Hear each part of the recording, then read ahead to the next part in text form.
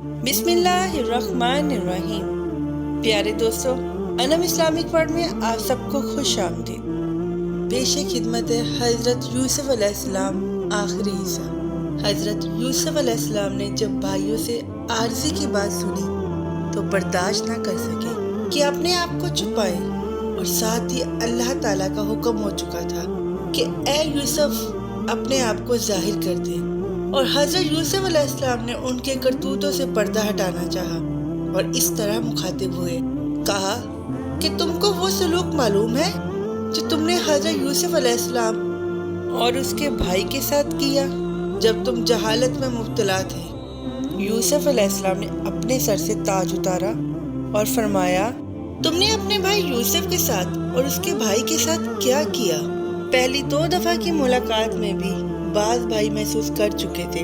अब जब उन्होंने ताज उतारा, ताज उतारने के बाद पेशानी पर जब निशानियां देखी तो उन्हें यकीन हो गया कि आप ही यूसुफ हैं। आप अलैहिस्सलाम ने एक प्याला मंगवाया और अपने हाथ पर रखकर उंगली से ठोका तो उससे आवाज आने लगी। ये वही आवाज, वही चीखो पुकार थी जो हज़रत यूसुफ अलैहिस्सलाम को कुएं में फेंक रहे थे और आप अलैहिस्सलाम अपने भाइयों से रहम की दुआ कर रहे थे। चीख चीख कर उनसे रहम की दरख्वास्त कर रहे थे। आप अलैहिस्सलाम ने भाइयों से फरमाया, ये जाम कुछ कह रहा है। यूसुफ नामी तुम्हारा एक सौतेला भाई था, तुम इसे वालिद के पास से ले गए और कुएं में फेंक दिया। फिर आप अलैहिस्सलाम ने उंगली मारी और कान लगाकर फरमाया, ये प्याला कह रहा है कि तुमने उसके कुर्ते पर झूठा खून लगाकर बाप के सामने लाए और कहा कि आपके लड़के को भेड़िए ने खा लिया है। अब तो बरादराने यूसुफ हैरान हो गए और कहने लगे, हाय बुरा हुआ, इस जाम ने तो सच्ची सच्ची बातें बादशाह को बता दी। जब अगले वाक़या सामने आ गए तो हज़रत यूसुफ अलैहिस्सलाम के भाई हैरान हो गए, और जब हज़रत यूसुफ अलैहिस्सलाम को मालिक ने सौदा करके आज फरोख्त किया था, उस वक्त भाइयों ने एक खत इब्रानी ज़बान में मालिक को दिया था। वो खत हज़रत यूसुफ अलैहिस्सलाम के पास महफूज था। वो खत निकाल के दिया कि ये खत इब्रानी ज़बान में है, इसको जरा पढ़ो। जब भाइयों ने इस खत को देखा तो हैरान हो गए कि ये खत अजीज़े मिस्र के पास कैसे आ गया। फिर और ज्यादा परेशानी और शर्मिंदगी हुई। साथ ही हज़रत यूसुफ अलैहिस्सलाम को अपने वालिदैन, अपने अहल व अयाल की परेशानी से आजिज़ाना दर्दमंदाना दरख्वास्त और नाज़मंदाना तलब और मजबूर कुन हालात बयान किए तो हज़रत यूसुफ अलैहिस्सलाम का दिल भर आया। ज़र्फ ना हो सका कि अपने आप को छुपाते। आखिरकार फरमाने लगे, तुमने यूसुफ और उसके भाई के साथ क्या सलूक किया था जब तुम जाहिल थे? अब हैरान परेशान शाही दरबार में खड़े हैं। अजीज़े मिस्र से बातें हो रही हैं क्योंकि हज़रत यूसुफ अलैहिस्सलाम के बात करने का तर्ज अंदाज कुछ दूसरी तरह नजर आ रहा था, और समझ गए कि कहीं ये यूसुफ ना हो, इसलिए कहने लगे, क्या वाकई यूसुफ है? जवाब में फरमाया, मैं यूसुफ हूँ और ये मेरा भाई है। अब भाइयों के पास सिवाय निदामत और शर्मसारी के और कुछ ना रहा। हज़रत यूसुफ अलैहिस्सलाम के साथ तमाम बदसलूकी का नक्शा आंखों के सामने फिरने लगा। कुएं में फेंकना और जो जो जुल्म सितम किए थे सब याद आ गए। अब तो तमाम भाई निहायत शर्मिंदा हुए और अपने गुनाहों पर तहे दिल से नादिम हुए, और आप अलैहिस्सलाम की फजीलत और बुजुर्गी का इकरार किया कि वाकई सूरत और सीरत दोनों से आप अलैहिस्सलाम हम पर फौकियत रखते थे, और मालूमता नबूवत के एतबार से भी आप अलैहिस्सलाम का मुकाम हमसे बुलंद है। हज़रत यूसुफ अलैहिस्सलाम इस मौके पर अपने भाइयों से गले लगकर खूब रोए, और भाइयों ने शर्मिंदगी से सर नीचा कर दिया और अपनी खता का इकरार किया। हज़रत यूसुफ अलैहिस्सलाम ने इन सबको माफ़ कर दिया और कहा कि आज के बाद ये खता कभी याद नहीं कराऊंगा, ना आपकी डांट डपट करना चाहता हूँ, ना मैं तुम लोगों पर इल्ज़ाम लगाता हूँ, ना तुम पर नाराज़ होऊंगा, और अल्लाह ताला से तुम्हारी माफ़ी की दुआ करता हूँ। यूसुफ अलैहिस्सलाम ने कहा, आज से तुम पर कोई सख्ती नहीं, अल्लाह तुम्हें माफ़ कर दे, वो सब रहम करने वालों से ज़्यादा रहम करने वाला। हज़रत यूसुफ अलैहिस्सलाम और उनके भाइयों को जो मुसर्रत और खुशी उस वक्त हासिल हुई थी उसका कोई ठिकाना ना होगा। اب حضرت یوسف علیہ السلام نے گھر کے حالات معلوم کیے۔ بھائیوں نے کہا ابا جی آپ کے غم میں رو رو کر نابینا ہو گئے ہیں۔ یہ سن کر آپ علیہ السلام نے فرمایا میری یہ قمیض لے جاؤ اور ابا جان کے چہرے پر ڈال دینا، انشاءاللہ ان کی بنائی لوٹ آئے گی، پھر تمام گھر والوں کو لے کر میرے پاس مصر میں آ جاؤ۔ ادھر یہ قافلہ مصر سے روانہ ہوا، ادھر اللہ تعالیٰ نے حضرت یوسف علیہ السلام کی خوشبو غمزدہ والد کو پہنچا دی۔ حضرت یعقوب علیہ السلام نے اس وقت موجود اولاد کو فرمانے لگے مجھے یوسف علیہ السلام کی خوشبو آ رہی ہے، لیکن تم لوگ اعتبار نہ کرو گے۔ اس وقت حضرت یوسف علیہ السلام کی گمشدگی کی مدت کو کافی سال گزر چکے تھے جب آپ علیہ السلام کو خوشبو آئی۔ اس وقت قافلہ 80 میل آپ علیہ السلام سے دور رہا تھا۔ گھر والوں نے کہا آپ ابھی تک پرانی بھول میں ہیں۔ یہی باتیں ہو رہی تھی کہ خوشخبری سنانے والا آن پہنچا۔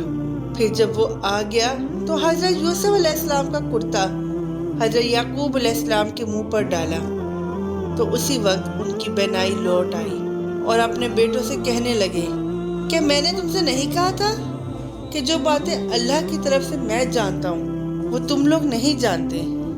کہتے ہیں کہ حضرت یعقوب علیہ السلام کے بڑے صاحبزادے یہودا کرتا لائے تھے، جھوٹے خون کا کرتا بھی وہی لائے تھے، اس لیے انہوں نے سوچا کہ برائی کے بدلے بھلائی ہو جائے۔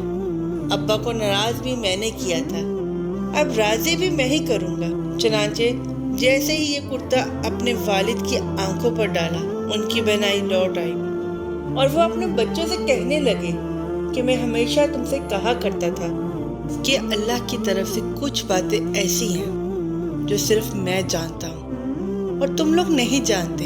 یہاں اللہ تعالیٰ کی عجیب و غریب قدرت کا حال معلوم کیجیے کہ جب حضرت یوسف علیہ السلام کنعان کے کنویں میں تھے تب ان کے والد کو خوشبو نہ آئی، اور جب مصر سے کرتا چلا ادھر ابا جان نے اعلان کر دیا کہ مجھے یوسف علیہ السلام کی خوشبو آ رہی ہے۔ اب آپ علیہ السلام کے بیٹے اپنی خطا کا اقرار کر کے سخت نادم ہوئے اور سجدے میں گر پڑے اور ابا جی سے استغفار کرنے لگے۔ ابا جان نے جواب دیا مجھے اس سے انکار نہیں اور مجھے اپنے رب سے امید ہے کہ وہ تمہاری خطائیں معاف کر دے گا، کیونکہ وہ بخشش کرنے والا بڑا مہربان ہے۔ بیٹوں نے کہا ابا جان ہمارے گناہوں کی بخشش طلب کریں، بے شک ہم ہی خطاوار تھے۔ والد صاحب نے جواب دیا میں عنقریب اپنے رب سے بخشش کی دعا کروں گا، یقیناً وہ بڑا بخشنے والا نہایت ہی مہربان ہے۔ حضرت یعقوب علیہ السلام کی تمام اولاد چھوٹے بڑے سب مل کر 70 آدمی تھے۔ سب کے لیے سواریاں حضرت یوسف علیہ السلام نے بھیجی تھی۔ سب سواریوں پر سوار ہو کر مصر کی طرف روانہ ہو گئے۔ حضرت یوسف علیہ السلام نے کنعان سے لے کر مصر تک ہر منزل میں دعوت کا انتظام کیا ہوا تھا۔ جب یہ لوگ مصر کے قریب پہنچے تو یہودا نے ایک تیز رفتار سوار کو روانہ کیا کہ حضرت یوسف علیہ السلام کو والد کی آمد کی خبر دے دے۔ حضرت یوسف علیہ السلام نے مالک بن ریان کو بھی ان حضرات کی آمد کی اطلاع دی۔ مالک بن ریان اس سعادت مندی کے لیے بما حضرت یوسف علیہ السلام کے استقبال کے لیے روانہ ہو گیا۔ بادشاہ کے حکم سے تمام مصر کے لوگ استقبال کے لیے شہر سے باہر آ گئے۔ حضرت یوسف علیہ السلام سب سے آگے آ پہنچے۔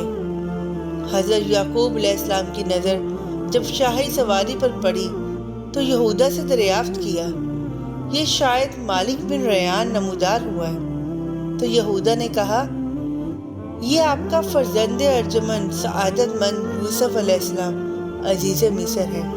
حضرت یعقوب علیہ السلام گھوڑے سے اترے، یہودا کے کاندھے پر ہاتھ رکھ کر روانہ ہو گئے۔ ادھر سے حضرت یوسف علیہ السلام کی نظر جب یہودا پر پڑی اور والد محترم نظر آئے تو فوراً گھوڑے سے اترے اور بادشاہ مصر پیدل روانہ ہو گئے۔ حضرت یوسف علیہ السلام بادشاہ پر سبقت لے گئے اپنے والد محترم کے پاس پہنچ گئے۔ حضرت یعقوب علیہ السلام نے حضرت یوسف علیہ السلام کو اپنے سینے سے لگایا اور اس قدر روئے دونوں باپ بیٹا بے ہوش ہو گئے۔ جب ہوش میں آئے، ملک ریان بن ولید نے قدم بوسی کی، پھر اس نے استقبال کیا، پھر تخت پر بٹھایا اور تعظیمی سجدہ کیا۔ حضرت یوسف علیہ السلام کے تمام افراد مصر میں داخل ہو گئے۔ ان کا جس شان سے استقبال کیا گیا وہ آج سے قبل زمین و آسمان میں نہیں دیکھا گیا ہوگا۔ یوسف علیہ السلام نے اپنے والدین کو اپنے پاس جگہ دی اور استقبال ملاقات کے بعد کہا، آپ سب شہر میں چلیے، انشاءاللہ ہر طرح سے امن و امان میں رہیں گے۔ اور اپنے والد کو تخت پر بٹھایا تو سب کے سب بھائی یوسف علیہ السلام کے سامنے سجدے میں گرے۔ یوسف علیہ السلام نے کہا کہ ابا جان، یہ میرے اس خواب کی تعبیر ہے جو میں نے بچپن میں دیکھا۔ میرے رب نے اس کو سچا کر کے دکھا دیا، اور اس نے میرے ساتھ اس وقت بڑا احسان کیا جو مجھے قید خانے سے نکالا، پھر آپ سب کو میرے پاس لے کر آیا، جبکہ شیطان نے میرے اور میرے بھائیوں کے درمیان جھگڑا ڈال دیا تھا۔ بلا شبہ میرا رب جو چاہتا ہے اس کو عمدہ طریقے سے کرتا ہے، بے شک وہی جاننے والا اور حکمت والا ہے۔ حضرت یوسف علیہ السلام نے والد صاحب کے سامنے نہ بھائیوں کی شکایت کی، نہ اپنی تکلیف اور مصیبت بیان کی، بلکہ اپنے اوپر گزرنے والے واقعات بہت خوبی سے بیان کیے۔ حضرت یوسف علیہ السلام کے بھائیوں اور ان کے والد نے ان کے سامنے سجدہ کیا، وہ اس لیے کہ ان کی شریعت میں یہ جائز تھا کہ بڑوں کو سلام کرتے وقت لوگ تعظیماً سجدہ کر دیا کرتے تھے، لیکن امت محمد صلی اللہ علیہ وآلہ وسلم کو اللہ تعالیٰ نے سوائے اپنی ذات کے کسی اور کے لیے سجدے کو حرام کر دیا۔ حضرت یوسف علیہ السلام کو جب کنویں میں ڈالا گیا، آپ علیہ السلام کی عمر 17 برس تھی۔ آپ علیہ السلام والد سے ملاقات کے بعد 23 برس زندہ رہے اور 120 برس کی عمر میں انتقال فرمایا۔ حضرت یعقوب علیہ السلام اور ان کی اولاد کنعان سے 70 کی تعداد میں آئے تھے، اور جب نکلے تب 1,70,000 تھے۔ ایک روایت میں ہے کہ جب یہ لوگ مصر میں آئے 182 افراد تھے، اور جب نکلے تو 4 لاکھ تھے۔ بادشاہ ریان نے برادران یوسف علیہ السلام کو تمام مصر میں بہتر سے بہترین جگہ عطا فرمائی۔